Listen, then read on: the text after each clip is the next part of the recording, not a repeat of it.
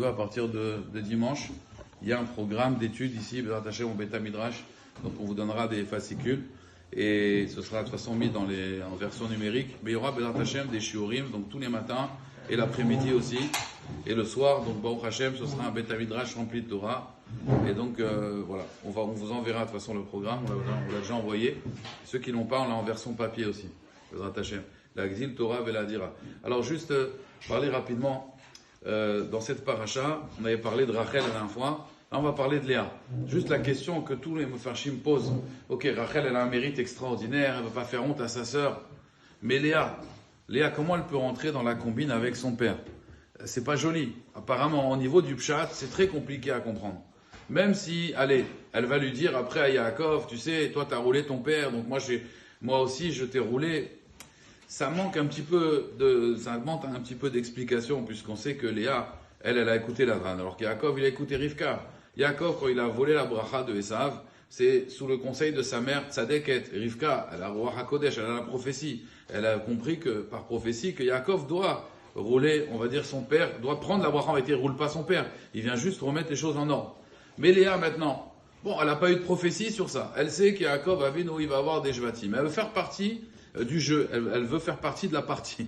Mais de quel droit elle peut se permettre au niveau du pshat de prendre le mari de sa sœur, d'accord? Puisque Yaakov, il voulait se marier avec Rachel et pas avec Léa. Comment on peut comprendre au niveau du pshat? C'est très compliqué. Au niveau du pshat, c'est très compliqué. Il y en a qui veulent dire, mais encore une fois, au niveau du pshat, moi ça me paraît très difficile. Il y en a qui veulent dire qu'en réalité, Rachel ne lui a pas dit les simanim clairement. En fait, Lavan, pendant des années, quand Yaakov faisait des cadeaux à Rachel, Lavan, il y a des midrashim comme ça, que Lavan, il prenait les cadeaux de Rachel, il enlevait l'étiquette. Pour Rachel, il marquait pour Léa. Et Léa pensait que Yaakov il voulait se marier avec elle. Et donc, juste avant le jour du mariage, quand Rachel, elle comprend le subterfuge, alors elle va voir Léa, elle lui dit, tu sais, la chala, c'est important, et elle lui apprend toute la halachot, Nida, d'accord, Adlakat Nerot, parce que Yaakov allait l'interroger, c'était le code. Et donc, le soir, Yaakov, il lui demande des halachot, et elle lui répond. Et rien que Yaakov, le matin, Veine Baboker, vaï Léa, il voit que c'est Léa, il comprend qu'il s'est fait rouler. Mais Léa, elle pensait, elle n'était pas au courant du tout de ça. Donc ça augmenterait le mérite de Rachel, et Léa n'était pas au courant. D'ailleurs, la preuve, c'est Mefarshim qui explique comme ça, c'est pas n'importe qui non plus. Ils disent, c'est une maroquette dans les midrashim, mais au niveau du pshat, ça se tient, au niveau de l'explication simple, quand son fils va amener des doudaïm, Réhouven, il va amener des doudaïm du sadé, et qu'est-ce qui se passe? Léa, elle veut les prendre, et Rachel lui dit, tu peux me donner des doudaïm, des fruits là de ton fils? Et alors elle lui dit quoi? Déjà, t'as pris mon mari, et en plus tu veux prendre mes doudaïm? Comment elle peut dire une chose pareille? T'as pris mon mari. Rachel, elle a pris son mari. C'est elle qui a pris le mari de Rachel. D'après ce ma'alach là qui est marqué dans les Sfarim, ça veut dire qu'en réalité, Léa n'était pas du tout au courant. Et donc, d'ailleurs, la preuve, elle lui dit, attends, t'as pris mon mari, et maintenant tu veux en plus mes doudaïm. Léa, elle a pris mal après que Rachel s'est mariée avec Yaakov, elle n'était pas contente. Ça, c'est une explication, mais c'est difficile quand même. Il y a plein de midrashim qui disent le contraire. Oh, Shivim panim la Torah. Moi, je dis au niveau du Sod, par contre, l'explication du Harizal, je pense que celle qui tient, on va dire au niveau du Sod, après c'est une autre dimension. Au niveau du Sod, il faut savoir que Yaakov Avinu, c'est la réincarnation d'Adam Arishon. D'ailleurs, on sait que sa tête, elle est dans la Merkava, c'est la tête de Yaakov. Il y a une tête d'homme dans le trône céleste, c'est la tête de Yaakov Avinu. D'ailleurs, quand il a fait le rêve, il a dit, ma nora makom azé, qu'est-ce qu'il est kadosh cet endroit-là? Achen lo yadati, va anochi lo yadati. Et moi, je ne savais pas.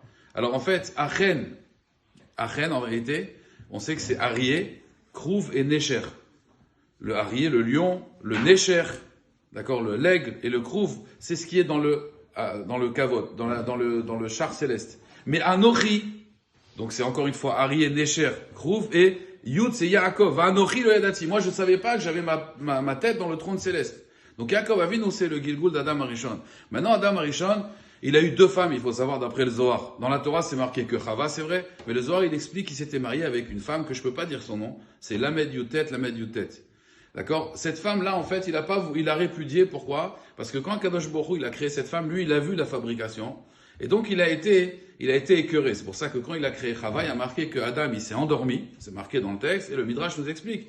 Il s'est endormi pour pas voir comment Kadosh Baruch Hu allait la créer. Mais cette Lamed Yutet, elle, il l'a répudiée, elle est partie, elle s'est mariée avec le Satan. Et d'ailleurs, c'est pour ça que je ne peux pas dire son nom, parce que toute personne qui aurait Zera Levatala, elle prend cette semence et elle fait des enfants et elle fait des démons. Et c'est pour ça d'ailleurs qu'il y a un minag à Yerushalayim de pas que les enfants n'enterrent pas le père, parce que si les enfants viennent le jour du cimetière, il y a des enfants là-haut de la Médioutet, qui a été causée par notre Zera Levatala, qui disent pourquoi nous on ne peut pas assister à la Levaya, et donc ça amène une accusation sur la personne. Donc Bekitsour, c'est la Médioutet. Et après, c'est marié avec Rava. Rava, la Gemara, elle dit que c'était la femme la plus belle du monde. Que toutes les femmes du monde ressemblent à un singe devant Sarah, et Sarah, elle ressemble à un singe devant Rava. Donc vous imaginez la beauté de Rava.